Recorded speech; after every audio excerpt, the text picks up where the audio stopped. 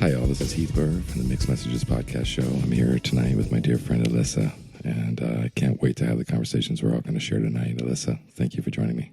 Thank you for inviting me. Yeah, you and I have sat around and had many fireside chats since we've known each other. Yes, we have. And we often talk about how we need to be recording them. Here we are finally, yeah. Right? And with headphones and a microphone. It sounds good to hear your voice in a headphone set. Yeah, same. All right. Why don't we just talk about a little profiling, right? You know, these are all just friends and family and peers and colleagues and normal everyday people are on this show with me. This is not a celebrity show. And we're just here to sit down and have conversations about life and relationship and tying in some of the things that kind of create commonality. Right. Yeah. I think the common thread is our discussion that we have about people that are sort of leveled up. Yeah. Not the common conversation necessarily. Good point. That's a good but point. Hopefully, if someone hears it, they'll be encouraged to level up. Well, that's actually a good interjection for our conversation tonight because we're talking about keeping score.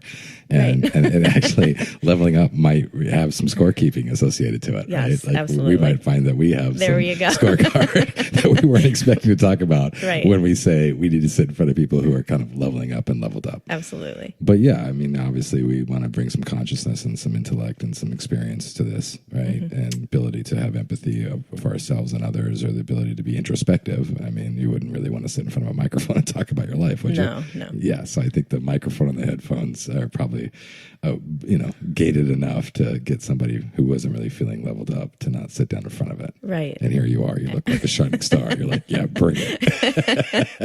I have a little tread under my feet on this one. I bet you do.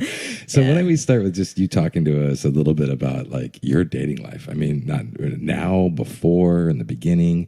Like, just take us on a little journey, right? Like, because I mean, I've never had that conversation with you entirely, and I could share mine too, right? Like, Yeah. we'll be as transparent with each other yeah. as possible, right? But let's let the audience know like who you are from the world of dating, just for a minute. Right. Well, I think I come with a unique cape of dating, being that I'm a 50-year-old woman who's had 2 marriages, 2 divorces under her belt.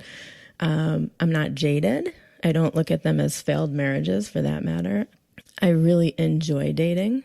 I enjoy connecting with people. I enjoy learning about myself in that way. You know, I do get what I call dating fatigue sometimes because I'm an introvert, actually. I'm an extroverted introvert, so I enjoy the connection, even if there's no powerful attraction there. You know, if we can connect on some level, it's never a wasted experience for me. So you kind of got that like Sex in the City dating. I mean, I know it's a terrible example, but like some people are Yeah. kind of good at it and like it. And some people kind of like, are horrified by it. Right. Yeah. I lived in Boston and I loved dating in Boston. I loved it. You know, I met really smart men, sometimes really smart women, depending on what mood I was in, what the flavor of the week Let's was. open it up. Yeah. But some of them became some of my closest friends. Some of them would become lovers, some of them funny stories, but always learning about myself. It's interesting being 50 now and single again and dating and the sort of in and out of that. So maybe generationally dating feels a little different. Absolutely. Like 20s, 30s, Yeah. 40s, 50s maybe. Yeah. I mean, I'm okay bowing out of something if it doesn't feel comfortable pretty quick. And I don't take any offense if there's no connection. A lot of it is I'm really fine by myself. So now I'm a little bit more choosy about what I'm going to step into, I think, which I wasn't necessarily in my 30s. Mm-hmm. And so the post-50, which is just recently, era, you are now kind of maybe being more selective with your time and the kind of people you spend your energy with? Or yeah, like tonight I could have gone out on a date or sat here and talked to you. I would much rather sit here and talk to you. Right, good. That's the context. Yeah. Right? Yeah. Sorry, I'm going to pass on the date tonight. I've got something else going on. Absolutely. Is definitely a natural comment that you might make in any given day. Right? Yeah. For sure. Yeah. And so for someone who finds dating easy, right, which is not everybody, listening right now, right? What are the things that you are unease you about dating? So what's not fun is, attraction is attraction. And one of the things I've learned over time, and anybody who online dates knows this, that there's no amount of photos or phone conversations or texting that can determine chemistry. I mean, chemistry is always face-to-face. You need to smell the person. You need to, to see their body language. And that's really, there's no way to replicate that. The fatigue can start there, right? That's Just exactly in the right. sheer surge, right? Yeah, of like, it's a oh my nightmare. God. It's kind of a nightmare, right? It's a nightmare. Okay, cool. So there's like this polarity of God, like yeah. how delightful it's been Right. to the version of, oh my God, this is work and it can be exhausting. And, Right. And you want to be polite, and I have Right. empathy and compassion, and it's not fun for anybody, and we're all putting ourselves out there, and so I'm never going to be rude, but at the same time, I would say majority of the dates I start thinking, okay, how much time can I give this before it's not rude for me to leave? Right. Well, let's take a moment with that. Do you feel like, like it's more work for you to date than for guys to date? I mean, I might be totally off here, but I don't feel that way. Okay, cool. I don't, but I don't know as if I have a typical path or a typical existence. Let me ask this then. In the average of however many guys showed up at the table to meet you, did they show up as like, as awake and convicted and ready to have the conversation as you did? Well, I will say since I moved to Florida, it's a very different ballgame here. Okay. I think that I don't show up as a typical Florida woman, so I think I disarm men pretty quickly, and that gets awkward. So disarming doesn't sound like a bad thing. What do you mean disarm? Disarming sounds like you've made it easy for them. They want. Oh, you like let the gates down pretty quick, and then they're like, "Whoa!" Like the wolf gets to come out. I hear things like, "Wow, you really have a lot of opinions." It's like, wow, I think I'm just having a conversation, but yeah, of course I have a lot of opinions. So being an experienced dater, like what's the differences between a man hunting women on a website and then getting to the date, and a woman hunting a man on a website, or any gender hunting the masculine or feminine? Do you have any thoughts on that? I think I do. I mean, again, I'm in a weird age bracket. I mean, the weird thing is I'm kind of a unique date as a 50-year-old in that I have a 22-year-old son, so I'm an empty nester. I'm financially independent, so I come to the table with a lot. However, I'm not interested in a Louis Vuitton bag, and I'm not going to get a blowout before I meet somebody. What's a blowout? I don't know. Their hair. I don't get my hair done. Oh, right. I don't. Yeah. So the ladies are like, Heath, Jesus, what's a blowout? Jeez, okay, I get it. Yeah. And you're not looking for a guy to show up and be like, oh, baby, you're the best thing since sliced bread. And I'm going to buy you a Louis Vuitton and take you on a yacht and up to so and so. Right. Okay. So I think that's what gets a little bit interesting in Florida. I live in Naples, and there's a lot of wealth. And there's a lot of men that's what they want. Or what I say on one of my profiles on one of the dating sites is I say brain candy versus eye candy. And not that I don't find myself attractive, but I'm not somebody's eye candy. That's just not, I don't orient that way. Right. So I don't show up that way. Which is like a B plan for like a lot of women, right? Like the A plan is fall in love maybe with the person of your dreams and do whatever that looks like. And the B plan could be for men and women to say that I look beautiful, I could be awesome. And if somebody rich, woman or man, took me for interest and wanted to prance me around and buy me nice things, I would sign up for that program. Exactly. Yeah. And a date might look like either way. You never know, right? Like when you show up at a date, I mean, you might just hit the jackpot. Is there not kind of a lotto feeling sometimes? My jackpot would be... I mean, let's not talk about your jackpot. I have an Airstream. Let's talk about generally like the jackpot might be shared with a lot of other people. Yeah, like, I think a lot of women who are probably in their 50s and take care of themselves, there's different kinds of jackpots. That's right. There's some women that like to date younger men. That's their form of a trophy. I personally, I can't connect with men that are younger. It's just, I've lived too much life.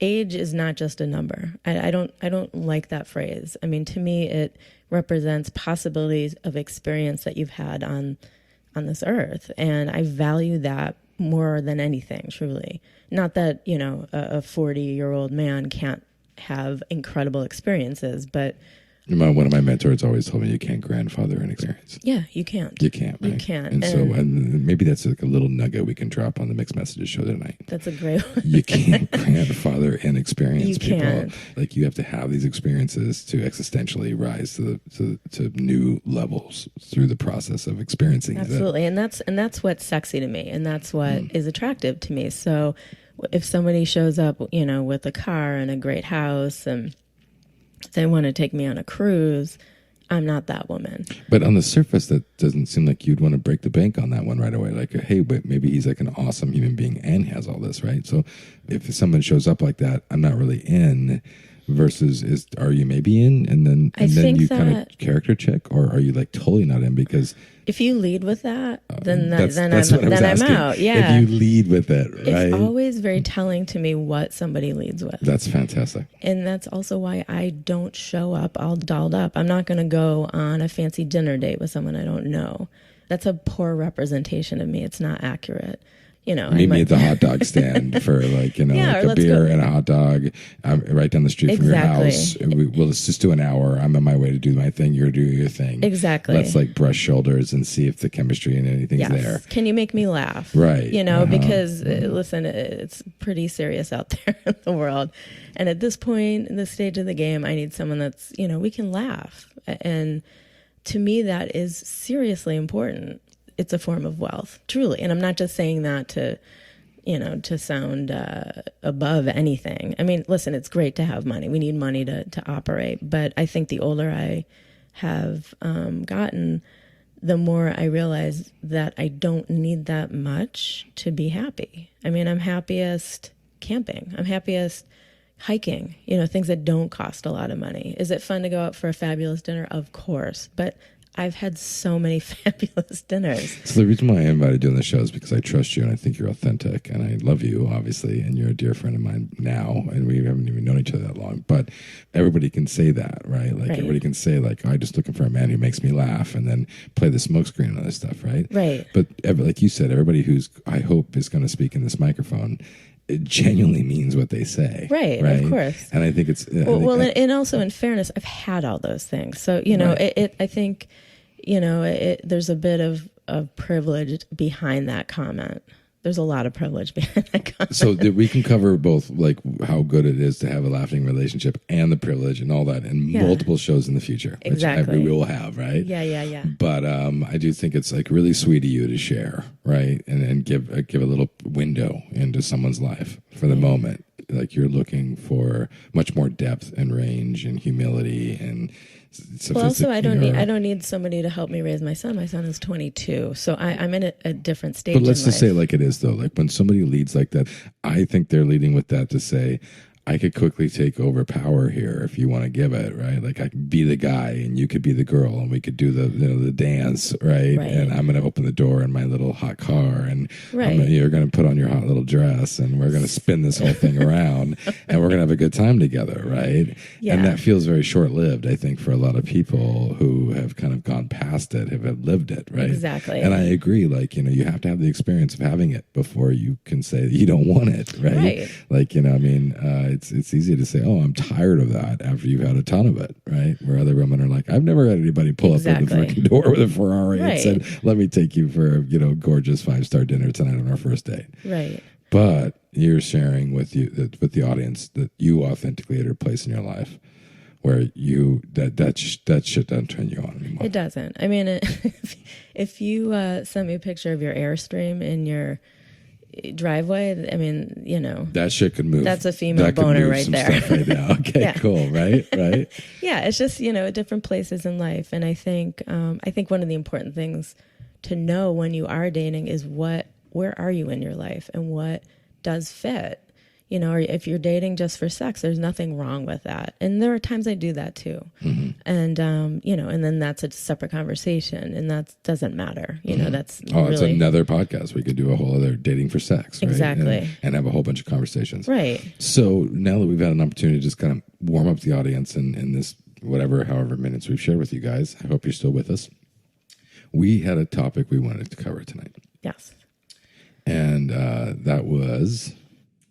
it's this thing that I've noticed happening in various relationships all of the relationships in my life, and I'm sure I do it as well, where you keeping score, and it shows up in different ways. There's the keeping score in the nice way, noticing, this person in the morning makes me coffee, or when I come home from work, if she's home first, she makes dinner. So there's that sort of keeping score But then I think one of the things, Heath, you and I have spoken about is this other keeping score, which is a darker form. It's almost like we have a chest in our closet, and every time you fuck up, I'm going to throw that in the chest and shut it. I'm not going to talk to you about it, though.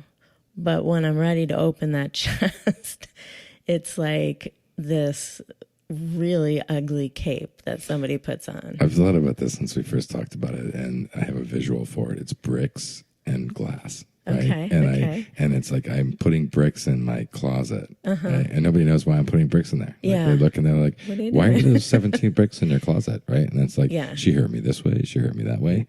And they say, don't throw stones or something, yeah, something don't, like don't that, throw, right? Yeah, don't in throw a glass stones in a glass house, right? Or something yeah. like that, yeah, from a glass house. Yeah. Or I don't know what it is. Well, you all get it, right? But the point is that put those bricks in my closet. And then when relationship breaks down, I go in and inventory my bricks. And then I come out and I start throwing it at a glass house. I feel like the relationship is fragile. Yeah. And I'm picking vulnerable spots of the glass house and I'm throwing bricks in.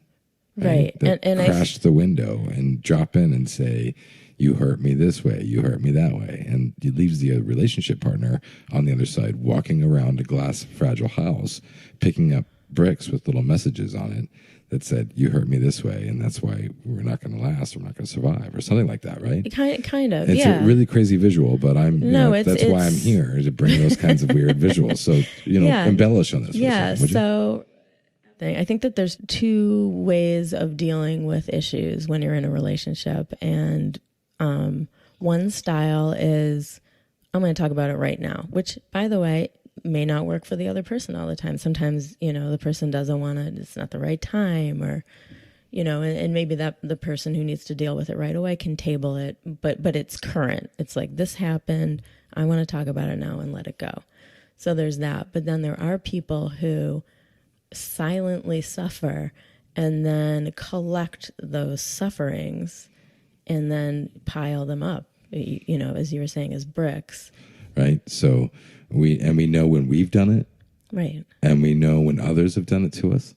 I think that's why we're talking about it. Yeah. Because it's that real. Absolutely. Right. It typically is when the relationship is in a breakdown, and if you've ever been in any kind of couples therapy or marriage therapy, there's typically one of the two of you that will have done that, because you're sitting there in therapy and one of you will start saying, well, you did this back in June, and then last summer you did this, and and you're the other person sitting there like, what? You were talking about that with your own, marriage therapy, yeah. right? Yeah. And your ex-husband was absolutely like pulling out all the ammunition. Like he just had so much material to work with. I mean, it was like a machine gun. It was like, crazy. And she did this and this and right. this, and like almost like an enrollment of the therapist. And we all know what that feels like when we've been there, right? When the other partner is enrolling the therapist on how shitty you are. And then the therapist looks over to you and says, so Alyssa, like, what's your material? And you're like, actually, I'm a little caught off guard here. I don't have any material. Right. I have spent years reconciling it. I'm not here fighting battles that we've done over the last year or year and a half. Just a different We're style. here and now. It's a different style, right? So I think that's another nugget that we're trying to pull. Every human being can be the high and the low, right? What's coming to me in this conversation is that when you're keeping those kinds of scorecards, in my opinion, you're kind of going the low road. And when you're reconciling it as fast as you can and keeping the engine clean, keeping the relationship fresh without that kind of unspoken judgment, I kind of see that as a high road. So I'm going to add that to the conversation, just because this is a dialogue. This is just the beginning of that, right? Yeah. And what do you think about that? I think that it's also about keeping it in the moment. I know for me that's a practice. To hold on to something and then throw it in the closet and stack it up is not being in any moment. Like it's too heavy. It's such a heavy way to operate in a relationship. And in my opinion, to keep a relationship clean and fresh and relevant, I don't like to stack things up. So I like to talk about them, and then when I'm done, I'm done. I mean, truly. And sometimes you have to talk about something a number of times because it might come up again. But I like to take each individual incident as that. So that's really gratifying for me to hear that in my ear holes right now. This is why I want to do this. Right? Is that I want to set use cases of human beings in the world so we can all decide who we relate to or we don't, right? Like I'm an Elisa or I'm a Heath or I'm a Michelle or I'm a Joe, right? You know what I mean? Like, and so in your case, you know, you are practicing a serious level of presence in your relationships, and you've said it yourself. You think it's destructive, if you will, to stack up a scorecard against your lover while you're trying to be in love with them. Right. It doesn't serve anybody. It doesn't serve the person that's doing it, and it doesn't serve your lover, because what is the end result of that? I mean, nobody likes a statue that was built out of disappointment, and that's what that is, right? That's what those bricks are making, some kind of weird disappointment statue. Right? It's awful. I mean, and nobody can look at that with clean eyes. It's like gross. So tell me about the time when you weren't this person and you were the other side of the spectrum, when you were actually keeping a scorecard against anyone. Oh, sure. Yeah. Well, my first marriage, of course. Okay. I was 24. Nobody should be doing that at 24. That's right. I've heard that. So, you know, looking back at that girl, because she was a girl, you know, and I was lucky enough to marry a really decent human being. I didn't know myself well enough. So when I would feel disappointed by probably myself, looking back, I would make it that he disappointed me. You know, oh, he's a workaholic. That was a big brick. And, you know, he's not sexual enough. That was a big brick. But looking back, my finger was always pointed out. So when your finger's pointed out, I think that's when you're stacking the bricks. And let's just say that one more time so we all get it, right? Because that's what this one's about. When the finger's pointed out, you're stacking the bricks against the other person. Because if you're not happy in a relationship, what are you doing in the relationship? You know, how are you showing up for yourself? How are you showing up for the other person? Did you really go into the relationship for the correct reasons? You know, it's complex. It's not, you know, two people are together for a reason at some point. Sometimes it's just lust. And sometimes you got to own that. So did destruction and grief get you over the old days of pointing the finger to now? Or was it something more graceful and beautiful than that? I mean, it's probably really cheesy, actually. Well, help us out. It was, this is going to sound like a commercial, but in 2000, my therapist encouraged us to do this thing called the Landmark Forum. And I was completely against it. And I read about it and I was horrified, but I had a 2-year-old at the time and I needed a nap. So I looked at it like, well, my mother-in-law is going to come to town. I'm going to go do this thing and I'm going to wear layers of clothes and sit in the back and take a nap. That's really going in. Yeah, right? Yeah. That's really powerful. Which when you hear about Landmark later, you'll see like that's like the least fun way to go in. Yeah. Right. But anyway. Yeah, so I didn't even... that didn't work. No, it did. Well, it did, actually. That's the thing. It was bizarre because I went in there with the worst attitude. I had such a chip on my shoulder at barely 30 years old. And I got my entire life in a weekend. And it was so profound, truly profound. They call it technology. It's to a language reprogram technology. you. Language technology that reprograms you. Possibly, if you do the work. If you do the work. Right? Yeah. Mm-hmm. So I'm a really good student, and so they gave me assignments, and I thought, well, I'm going to do all your assignments to prove what a bunch of bullshit this is, and actually, I got physically incredibly sick. I lost 15 pounds in 4 days. It was the weirdest thing you've ever seen. And I wasn't sleeping. I mean, it was like I invested into this thing and it changed my entire life. And what I got out of it was I had a lot of cleaning up to do in my life with myself, with my husband, with my family. I had been playing the blame game my entire life to the point of where it was my identity. And so I didn't even know who I was. breakthrough and bad news. Right? Yeah. Like, wait, what? I'm not fantastic and perfect. I was like, oh my God. And I had to say to my husband at the time, you know, I'm horrified to say this to you. You're a wonderful human being, and I love you as a person, but I am not in love with you, and you deserve more than that. And, you know, I need to allow that to happen. It was devastating. I mean, it was an awful thing to even hear come out of my mouth. It was gross. Wow. It was bad fucking news for everybody. Wow. And you came out having all this terrible news to the people who love you the most and that you love. Yeah. And even more for yourself about what work you have to do. Oh my God. So hold on that. Let me just share with the audience. I also did the Landmark Forum, and I got to have a moment of breakthrough that was, I'm not being authentic with the people I love in this way. If authenticity is what you're really reaching for, yeah, right? Of course. Then where have you not been authentic, right? Which is now distancing you from the people you love, right? Yeah. And so then for me, the big breakthrough was, I was like a very ambitious, you know, kind of kid from nowhere who wanted to get somewhere and be popular and awesome. Like all the kids out there, everybody, right? And so then I was telling everybody on my front porch and in all the ways that we were having great lives, great dinner parties, everything. I was always telling them, this is an awesome start to a great life later. Huh. Right? Interesting. Like around the corner, we're now going to get that contract, or we're going to do this, or the dinner's going to be a little bit better. We're going to go to the winery. So I wasn't even being able to say, like, we're awesome now. Like, look at this moment. And look at this moment, and look how good we all are as we are. And, you know, there doesn't need to be any future to this. Right. And that blew my mind. That's a brilliant moment to get. I mean, you mentioned you had a brilliant moment, right? But that was what mine. That's huge. It cracked me open. That's everything. Don't you think? When you can really grasp that, that's everything. And the second part of it is that you can actually innocently send false messages to people that you love. And you don't even know you're doing it. And you don't even know you're doing it. Right. That also blew my mind.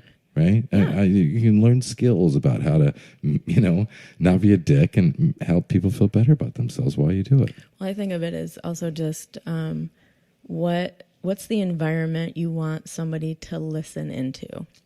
If I want somebody to understand how much I care about them, if I'm going to add a whole bunch of but this, but that, then they're not going to get that message. So you're in a relationship with somebody who has a bunch of but this and but that. I mean, that's kind of what it comes down to. Yeah. So this happens in real time first before you can take inventory of it. Right? Exactly. Yeah. Like you're living it. Yeah. In the moment with these people. Yes. And somebody feels hurt or slighted. Yeah. Right. I call it slimed. Slimed. Yeah. You feel slimed. Okay. So you feel slimed. I love it. See, we're getting to the root of the matter here, right? Yeah. So then you have a moment where you feel slimed. Right. I love that, right? Yeah. And we're sitting there going, shit, I feel slimed, right? Yeah. And what do we do with this? So let's just go to your perspective for the opposite side of I don't keep track, right? Yeah. Tell me the worst time you felt slimed. Oh my God. Whatever version that comes to you right now that says, wow, that was a yucky version of me feeling slimed and I had to take inventory. Let's start there. Oh my. Well, I'm going to go for a juicy one because, people got to hear it. I mean, so who am I to say no? So, in my second marriage, my now ex-husband had an affair, which Heath is aware of. And I did take him back for a hot minute, and we were trying to work it out. I have a very forgiving soul. I can do that. But we were out one night, and he was a musician, and he had a gig somewhere, and I was sitting at the bar, and the woman that he had an affair with walked in. And, The room changed. Don't y'all feel slimed? The room changed, right? Like everybody was like, oh, come and you're like on. looking around going, what's going on, guys? And they're like, oh, we're wondering what's gonna go on here in a minute. Right. So, so there's that's in the room. And then, and when he is on break, I said to him, I'm like, you got to handle this. I mean, this is not okay. So you were doing the married thing, saying, hey, like, you know, if you're going to have indiscretions, like, you know, kind of keep them clean, keep them away from home, Like, handle this. Don't have me walk into a shit show carnival of bullshit while you're like on the stage doing music, right? Yeah, like I'm something. not a groupie here. Like, you're way beyond that, right? Right. I mean, it's like we're all adults. Of course, you know. Really. I mean, I don't mean groupie from the musician, but right. Like, no, but it's just it's slimy. It's like, okay, slimy. So you got slimed. I got slimed. And I looked at him. I said, this is for you to handle. I'm going to operate in the space of grace, meaning I'm not going to say anything to her. But I'm letting you know that you need to handle this. You broke the vase. You got to clean it up. So go figure something out. And he looked at me and said, I don't have control over what she does. She can go wherever she wants. So, I mean, you know, wow. That's so slimed. That's like slimed. Full out slime. So you heard it here first on the Mixed Messages podcast show. If you're looking for dirty, gritty, soap opera, kind of nasty, bottom of the rug shit, we hope to bring that to you too, because we have range. We do all the fucking gritty, right? So yeah, like that is a perfect slimed. Yeah, it's a big slime, you know, and it's a dicey situation, and it's hard to know how to operate in that. I mean, what do you do? What do you do as the wife? So let's just take it a step further there, right? You know, like, so now let's just say that you show up in therapy with him. Yeah. After this experience. Oh, we did. Which happened, right? Which happened. Okay, so now I wanted to paint for the audience your version of being slime, right? Yeah. While you go into the office with the, you know, like the therapist, and he just begins to unrail on all the ways you aren't and then he awesome. opened the closet of bricks. And then opened the closet of bricks and threw them in glass houses, and like everybody's taking notes was not and trying even to figure about it out, that. right? We didn't even get to talk about that moment of me being slime, because it became all about how I'm a narcissist. That's really important to say really quick. Just say it again. We never got to talk. You still haven't to this day. We have never you discussed and he never got to have that moment particular when issue. I was insulted and humiliated in public in front of everybody in my backyard with our entire circle. Right. And you just didn't find any reason to think that was something that you should be concerned about. It wasn't about that ever. But the silver lining in that, because really there is one. Because there's always an opportunity to grow out of them. They truly, in the moment, you know, no, I was gutted. You know? Gutted. Right? Yeah. It fucking feels that way. Yeah, I was gutted. Right. I was slimed, and then I was gutted. And then gutted. Right. But, you know, and then there's eventually, you know, I did end up divorcing him. So what do you do with all that? Let's keep it light for a second. Okay. Let's go back to, boom, there we go. Everybody saw what happened to you. Now, let's go into the therapist's room and let's hear all the shit he threw at you. Let's just, give it up. That's what we do here. Right. You know? So it just was... So you're sitting in the room, female or male therapist? Female. Female therapist. Right. And my ex-husband was very charming, British, handsome, arrogant. To be noted here, apparently. Those of you who are not as smart or smarter than me will be able to take that into context. But I don't know if that means anything to me yet. But anyway, I think it's worth mentioning. Yeah. So our female therapist was very charmed by him. Clearly. Okay, so you're in counseling. Yeah. You're in the therapy room. With after the slime moment, right? And you're like with your man. He's like really handsome. The female therapist is on the other side. The office probably looks pretty good. You look pretty good. You're all there. You're like very mature, awesome, pretty cool people in therapy. Right. But she's aware that this is post affair. Like we're coming back you're together. You're coming in from a infidelity and she's a specialist. And she's a specialist at it. She's like, I'm here to help you with how you recover from infidelity. Right. Yeah. And she says it's possible. And it is possible.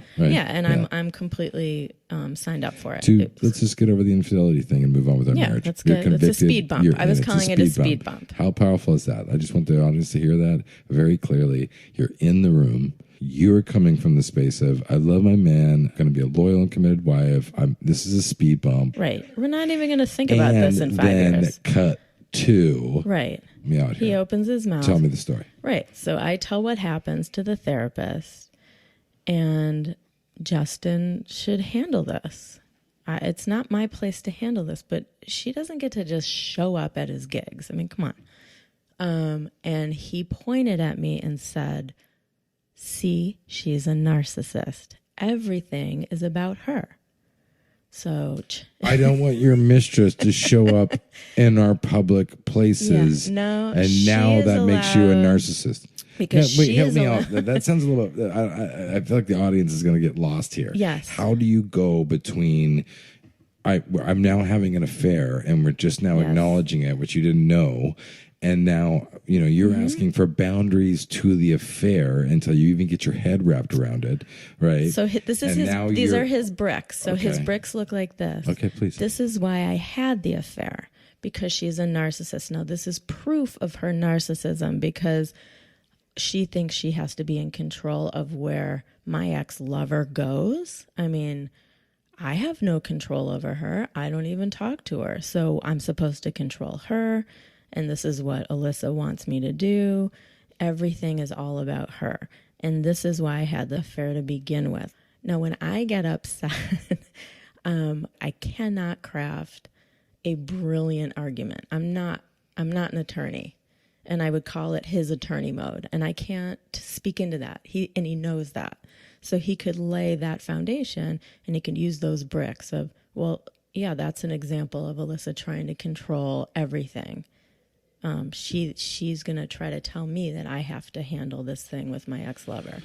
So let's sit on that for a minute, right? Because that was a moment. Right. Like in a room when you were sitting next to the man you have a ring on. Yeah. Your finger. Right. That I took back. You took vows, whatever, and all the things, right? Yeah. And now he has revealed almost instantly, without hesitation, that you're a narcissist, and he's here on the defense.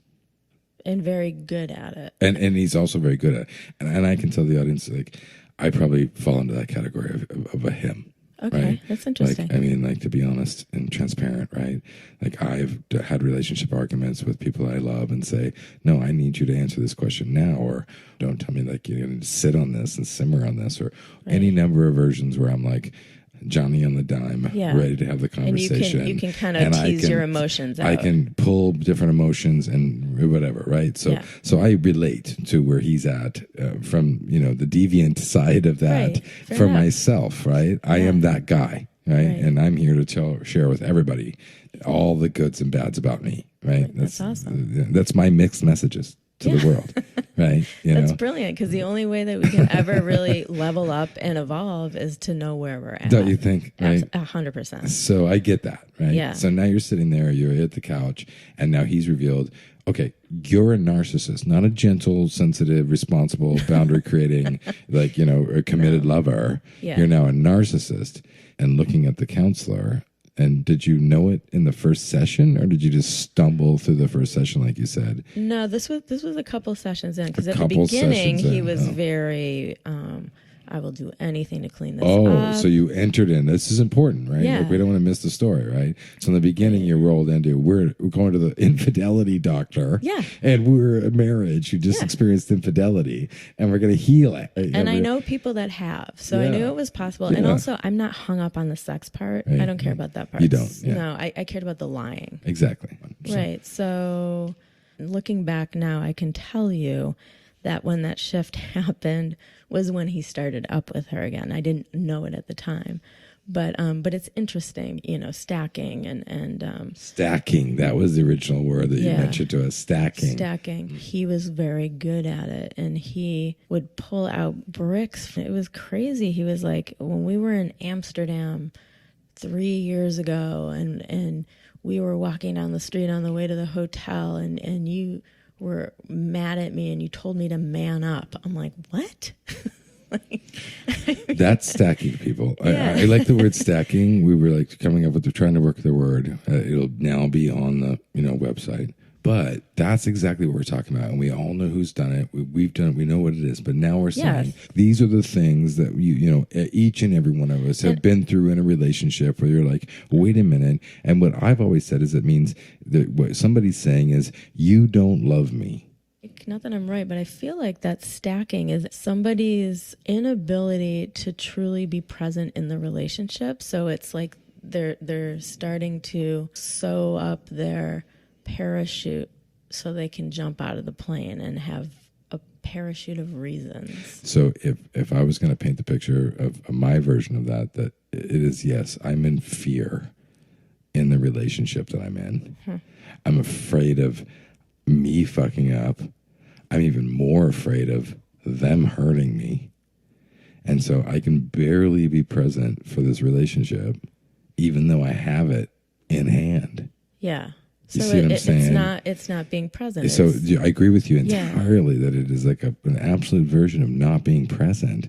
But while like somehow the sundial clicked and you now have this beautiful woman or this beautiful man right in front of you to live this relationship with, and now you're mostly operating on fear, self-sabotage, and self-sabotage. I mean, really, this is a word that I often That's use, right? such a big that you're one. basically saying, "Holy shit!" Like the lunar eclipse has clicked, and I'm looking at this beautiful person shining back to me, Right. and I'm going to figure out all the ways I can self-sabotage Oh my this God. relationship. Absolutely. That's such a huge one. And one of the things that I love about being 50 and have had all the relationships I did is I can smell self-sabotage a mile away. Yeah, Probably 20 miles away at this point. It's nice that it becomes so self-obvious, right? Right. Because it should be the most mysterious thing ever, but no, you can see it. I see when other people did it, and in my most recent little short thingy that Heath is aware of, the 6-monther,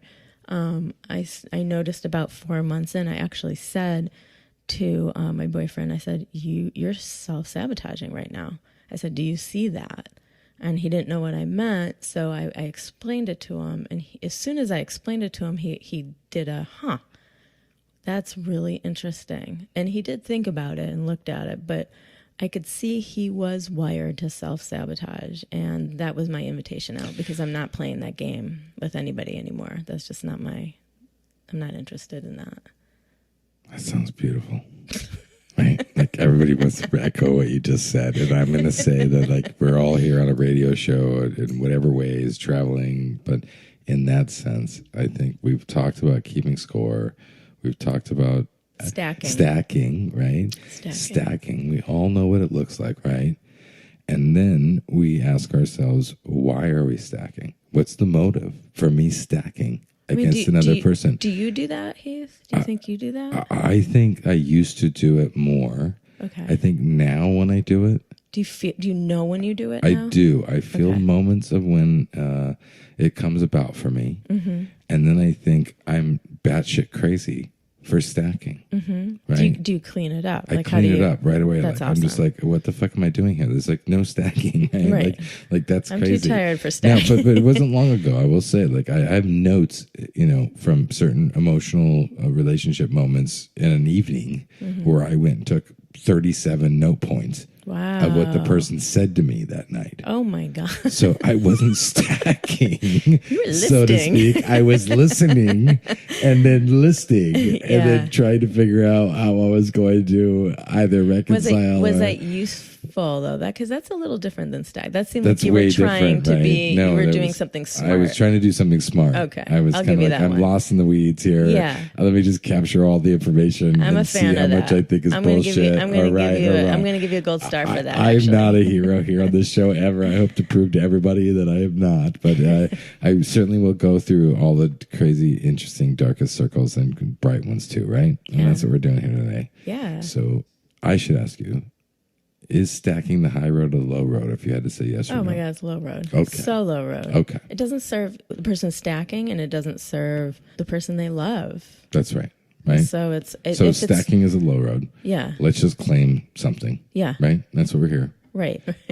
I don't want to sit around and wonder why you did me wrong to self-sabotage our relationship. Number two, what we discovered is that we think there's a motive of people who come in to a relationship and start stacking right away. And my opinion is that they did not really want to get fully intimately involved. They wanted outs. And but I think possibly, Heath, do you think that those people don't realize that I think it could be subconscious. Yeah, I'm not I think saying it's usually consciously for them, right. But I think that and this is what, we talk about broken wings and broken people, and we are living out our trauma, and that's what self-sabotage, I believe, typically shows up at. Absolutely. Is that we are human beings living out our trauma to self-sabotage ourselves. Right. Right. And it takes a lot of work for us to understand that that's not necessary, that there is... You have to unwire yourself. yourself. You have to unwire yourself. For sure. Right? Yeah. And so, so I think, I could be a dick in New York City constantly labeling people or my girlfriend and adding up all kinds of things that I think that she's doing that doesn't make us right. Mm-hmm. That doesn't make me a happy person. No. That doesn't make me... No. You're not feeling great about that. That doesn't make me present in my relationship. That doesn't make me see the sunbeams on her in the park while we're riding our bikes and be in love with her, right? So I think stacking and the idea of keeping a record of the ways that we might hurt each other during this very vulnerable experience called a love affair is useless. Right. It would be a really brilliant thing to be aware of and erase from your behavior. Right. Like let somebody database it. Right. Like, go sit down and do, like, your anniversary should be, wow, these are the ways I hurt you and you still loved me. These are the ways I hurt you and you still love me. Right. These are the ways that I shined for you and you took it for granted. And yet here we are still doing something. It's nice to have a playback. I think right? so. So I'm saying, like, I'm like playing with this moment. Yeah, right? Of like, no, it's interesting. They're not all just bricks, right? There's like it's okay to inventory. I guess that's what I'm saying. Like, well, you know what? Wow. So that would be a great... There's two ways of being. One is negative, unevolved stacking. But an evolved way of handling that is inventory. There you go. So that's what we're trying to get how to can tonight. You transition that's right. from being stacking to inventory. A stacker to ta-da. Are you kidding me? Like fucking touchdown! Like sports is back on a podcast. I'm going into compression. It's going to sound distorted. There we go. We just figured it all out. Right? That is what we figured out. Let's just go into an aftercare on that moment. Yes. Feels like a BDSM experience for me, right? Most people don't know I have anything to do with that except for my t-shirt line, because that was a real That was brilliant. Brilliant. That was like literally what a therapist should sit there and say, I see you're stacking, right? But let's transition this. How can we turn this into inventory? So that, because you can work with inventory. Boom. Inventory is great. Boom. You should know what your inventory it's like an is. auction house. And, inventory can be fun. Commercial, exactly. Whatever the thing is, right? Yes. Inventory is where relationship gets really sexy, gritty, and awesome and right. Right. Okay. Yeah. Stacking versus inventory. We discovered that here on Mixed Messages podcast show. Yeah, I'm just saying. Okay, so that's tasty. Yeah. That gives me a stepping stone in my life of the difference between inventory and stacking. Perfect. And I can do that for myself the way I do that for others. And I can ask others who might be brave enough to love me to consider the same thing and do that for themselves. Absolutely. And I think this is a profound thing for us to sit down and talk about the differences and what they look like and what they sound like. And we need to do them for ourselves also. We stack on ourselves as well. Oh, yeah, absolutely. So, right? You practice it with yourself, changing the bricks into inventory, because you can get rid of inventory and add new inventory. That's a big one, right? That's beautiful. And then, right, it's pretty easy to know who you are if you're either stacking or taking inventory. Yeah. Or being stacked against or lacking inventory on your own, right? Like, we all can probably experience that thing for the same way. Yeah. We all feel it. You can be slimed in love. Mm-hmm. If we can just transition out of that piece in ourselves, instead of saying, I didn't feel you loved me when you did this and that. How about taking inventory? I felt really loved when you did this and that? That's right. Can we do more of that? That's right. I mean, that's an inventory, right? That's right, right. Exactly. The more I've found women who've tolerated my craziness, as you well know, right? It's not grand gestures they're asking for. They're very nurturing nuances to say, Heath, please let me know that I mean something to you. Right. Right? Right. And I believe in that, right? It's so simple. And so what I feel like I got from the stacked versus, inventory conversation tonight, because we didn't even know there was a stacked versus inventory. We didn't. We uncovered that. This is what we uncovered. This is what we try to do here at Mixed Messages. This was the magic of the moment. This is why we were like realizing we're all sending mixed messages. We're feeling mixed messages. We're, sharing mixed messages. There's no way, there's a static and there's an order that we're all trying to reach in the universe, and we're all doing it, right? I know when I'm broken. I kind of know when I'm healthy and not broken. Right. Right? Yeah, 100%. And when I'm broken, I kind of know when I'm stacking. Yeah. That's typically when I'm broken. Yeah, of course. Can we say that? Yes. Right? And yes. this is what I'm trying to get gritty with on the show, right? Yes. So I know when I'm broken, and I'm broken because I'm stacking, and I'm shaming, quite frankly, a person I love. Yeah. When I'm taking inventory, I can say that I'm vulnerable, and I'm not maybe broken. Maybe I'm on the way of being healed and high conscious, but I'm definitely operating on a level of like, go for the high road, like we were saying. And I want to say that you can be broken and not stack. You can be broken in inventory. That's right. That's what I'm saying. Like, I know the difference now, right? And now I know when I'm actually inventorying while feeling broken. Yes. That's a great point. That's like the third version that I didn't say, right? Yeah. But I'm not stacking. Right? And there's no value in me separating or distancing myself from the other person.